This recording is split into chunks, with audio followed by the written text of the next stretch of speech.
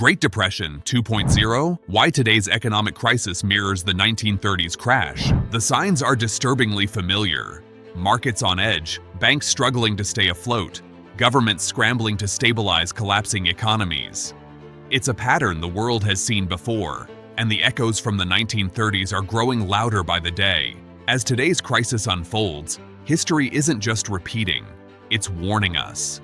This is how the past is coming back to life in the most unsettling way. The cracks beneath a fragile global economy.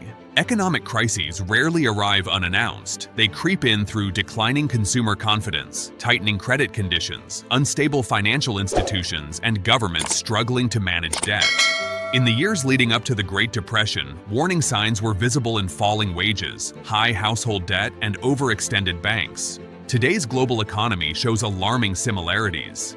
Inflation has eaten into the purchasing power of millions, while stagnant wage growth in many countries leaves households vulnerable. Rising interest rates have made borrowing painfully expensive, weakening consumer spending. When the cost of living rises faster than incomes, anxiety spreads across markets, creating the same fear that swept through families in the late 1920s. Confidence is the first pillar to crumble, and once it breaks, economic stability rapidly follows. Governments and central banks try to reassure the public that conditions are under control, yet the cracks keep widening. Household savings accumulated during pandemic lockdowns have dried up. Credit card debt is at record highs in several major economies, and defaults are rising. The psychological pressure of uncertainty mirrors the emotional climate of the early 1930s. When families braced for a downturn, they felt powerless to stop. Today's crisis is not simply a collection of financial indicators. It is a breakdown in economic morale, the intangible force that keeps societies spending, investing, and believing in tomorrow. A vulnerable financial system. One of the central triggers of the 1930s collapse was overwhelming debt, both at the household level and throughout the financial system. When small banks failed, they pulled down larger institutions, creating a cascading effect that shattered the entire economy. In today's era, the domino effect threatens to return on a much larger scale. Nations are buried in sovereign debt after years of stimulus, war spending, and post-pandemic recovery packages. Many governments are now struggling to service their interest payments, especially as central banks continue raising rates to fight inflation.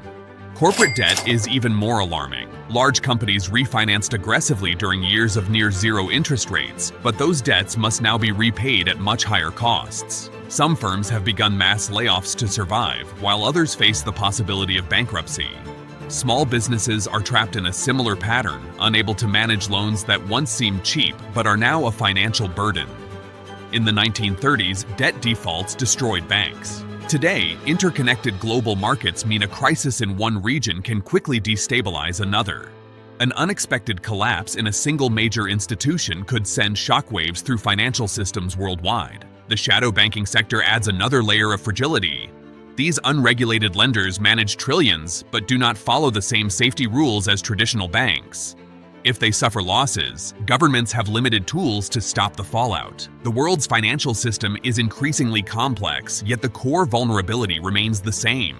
Too much debt, too little stability, and an ecosystem dependent on confidence that can evaporate overnight. Inequality on the rise. Before the Great Depression, wealth inequality reached extreme levels. A small elite controlled much of the economy while the average worker lived paycheck to paycheck. When the crash came, the poor suffered the most, fueling widespread unrest. Today's inequality mirrors those pre-depression conditions. The wealth gap in many countries resembles 1920s America, where millionaires grew richer while workers struggled with stagnant wages. Real estate markets have become symbols of this imbalance. As housing prices soar, younger generations find homeownership increasingly out of reach. The divide between asset owners and renters widens every year, creating long-term structural tension. Meanwhile, corporations record billion-dollar profits, yet millions face job insecurity. This contrast breeds resentment and erodes trust in governments, institutions, and economic systems. Social unrest is already rising. Protests over cost of living, housing shortages, and inequality have erupted across Europe, Latin America, and Asia. The same frustrations that fueled political radicalization in the 1930s are reappearing. Economic inequality is more than a financial statistic. It is a social fault line, and when stretched too far, it can reshape national politics. The world has seen how economic despair can create openings for extremist ideologies. Today's climate feels disturbingly familiar.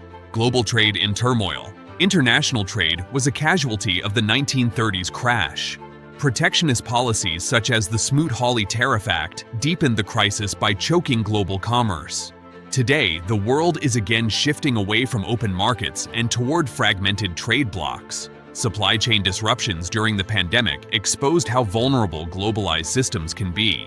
Since then, countries have accelerated efforts to reduce dependence on foreign suppliers, especially in critical sectors like semiconductors, energy, and food.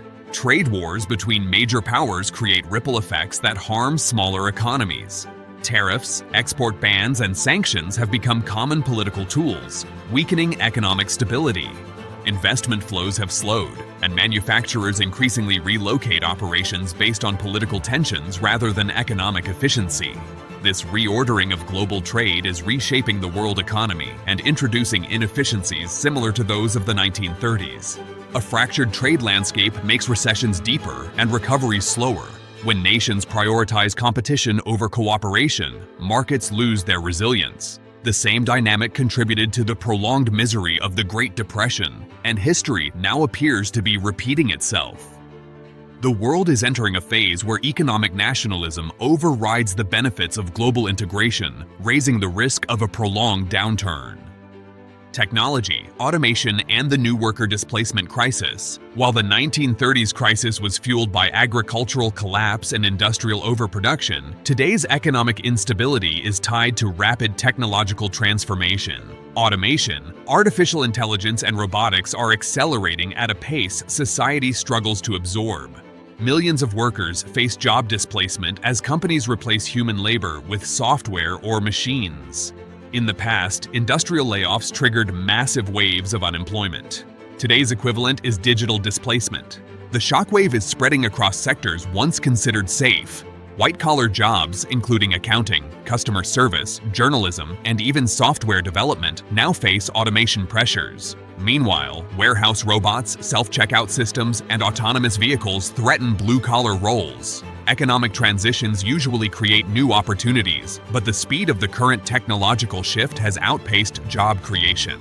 Monetary tightening. One of the most controversial decisions of the early 1930s was the Federal Reserve's refusal to ease monetary conditions as banks collapsed. Critics argue this accelerated the Great Depression. Today's central banks face a similarly precarious situation, but from the opposite direction. After years of printing money to stimulate economies, inflation surged. To regain control, central banks launched the fastest interest rate hikes in decades. This rapid tightening resembles the economic squeeze of the early Depression, when businesses failed because credit dried up. Higher rates today have pushed mortgage markets into crisis, destabilized real estate sectors, and discouraged business investment. A new age of economic anxiety. The economic landscape of today mirrors the 1930s not because history repeats perfectly, but because human behavior does. Excessive risk-taking, political division, inequality, trade tensions, and fragile financial systems created the conditions for the Great Depression. The same ingredients exist now. What makes the present moment even more uncertain is the speed at which crises travel in our hyper-connected world. Today's economies are far more intertwined. Technology accelerates every shock, and political polarization limits coordinated solutions. The crisis unfolding now is shaped by old patterns amplified by new forces. Whether or not this becomes a true Great Depression 2.0 depends on the choices governments and institutions make next. But the warning signs are unmistakable, and the echoes of history grow louder with every passing year. If you want to stay ahead of the unfolding crisis and understand the forces shaping our financial future, make sure you're here for the next breakdown.